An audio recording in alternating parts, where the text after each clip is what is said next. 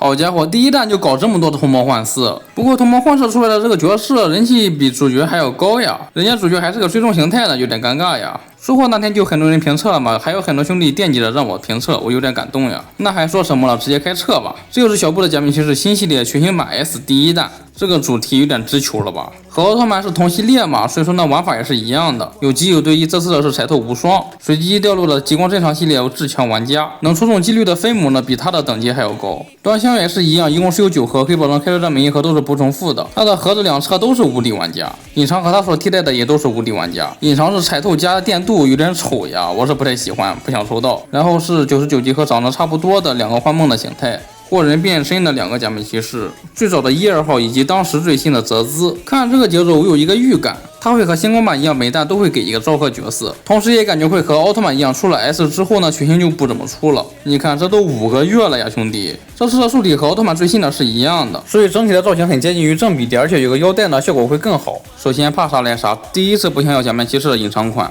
彩透加电镀，这配色实在是太难看，而且彩透呢还是2种颜色，2种彩透还都带珠光闪粉的效果。彩透的部分是他的头发、肩胛、小臂甲以及他身上的最有底衣部分，除了正面以外的胸甲部分，除了原本皮套是黑色的部分呢，这次是给到了半透明的颜色，其他余的地方彩透呢都是金属橙色。彩透零件这方面也都有一印分色，而且也是半透明的效果。膝盖甲以下的部分都是用了金色的涂装，细小的图案呢也有给用银印还原出来。胸甲正面和肩甲的星星呢是用了电镀效果还原的，还挺炫酷的。而这个面罩的话，可以看到金色有界面色，但是呢是用银印还原出来的分色。眼睛倒是做的还可以，可以看到透明键呢、复眼还有分色都有给到。它的头发又给到橙黄色的界面色，造型呢是飘起来的，和普通版的造型是不一样的，造型大概和幻梦呢差不多。腰带的话，我还以为会按照惯例分色呢都有用银印还原出来，结果侧面的必杀槽呢没有给到，把手可以闭合打开。配件有一对武器握持手以及一个键盘键。界面色的分色效果都有给到，而且正方面的涂装呢也都有，只不过背面有2块头胶，看着比较难受。比起普通款呢是多了一个镭射效果的骑士 T 特效键，按照的话直接插在脚底板就行。我一开始还寻思把它当做没有抽到普通款的安慰来着，结果1号呢黑也附带着一个同款，不过没有镭射效果。然后幻梦无双的话，注意它并不是单纯的同模幻射，它上半身的星星呢是多了一些迸射的效果，包括胸口的这一块也是，下半身的星星图案倒是完全一致了。他们俩的角是星微开模的，不过没有分色。头肩、胸上的星星呢都是不对称的造型，他们俩的头发都是软胶材质的，幻梦额外多了眉毛，有点出戏。而这2个大胖子呢也是同模幻色，包括腰带也是，而且都是在没有武器的前提下只给了你握持手，就是让你握持键盘键用的嘛，但是这一套上只有1把。头雕方面就是基础形态的嘛，透明键、复眼细节也有给到。99级的分件还是蛮多的，基本上都把分色给还原出来，也就是腰带、胸口上的脸以及大腿呢是用的银印分色，其余地方几乎都是分件分色了。这样的话背面也沾了光，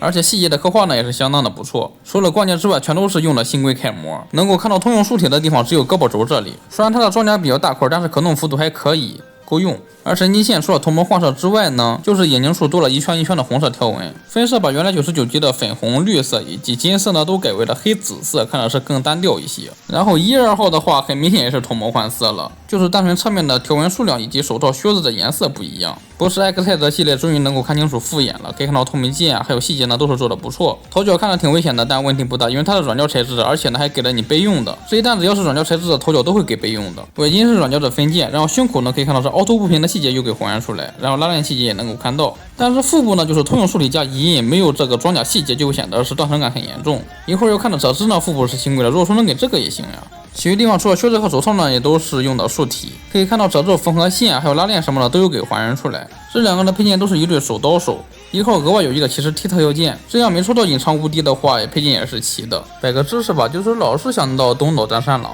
而这个泽兹的表现呢是真不错。新规的腹部有技术细节，没有吉姆人那味儿，然后胯部呢应该是用的乔尼亚斯的同款大腿吧，看着造型也是挺舒服的。无敌的大腿是3个分件组成的，所以说也是新规的造型也可以，比起普通的也是更粗壮。前面那几个背部分色本来就简单，所以说也看不出来有没有给分色。而泽兹的背部比较复杂，所以说背后的很多分色呢可以看到都是有给还原出来的。头雕部分可以看到黑色的界面色有给还原出来，头角也是软胶材质的。它的腰带不在腰上，但是腹部新规了嘛，所以说造型没有这么断裂。双击形态会在腰带上导光，导了1半。它的肩膀可以看到也是新规的，做的更粗壮一些，但是这会导致上面的断层感比较大。它的身上没有啥装甲，而小臂和脚部呢可以看到是给了新规开模有细节。它的配件有一对握拳手以及武器，可以看到有个透明剑，上面有一个凹槽可以放梦胶囊，但是这个不是分件。这个武器的可玩性还是蛮强的，可以替换安装的位置，变成各种形态。把手和刀身都是在上端以及右端呢各有一个连接处。也就是说有4个连接方式可以选择，此外还有一个延伸的武器把柄，它的连接口也是和短的一致，这样的话武器就有了8个形态。最后霍人变的这俩呢不太适合出积木人，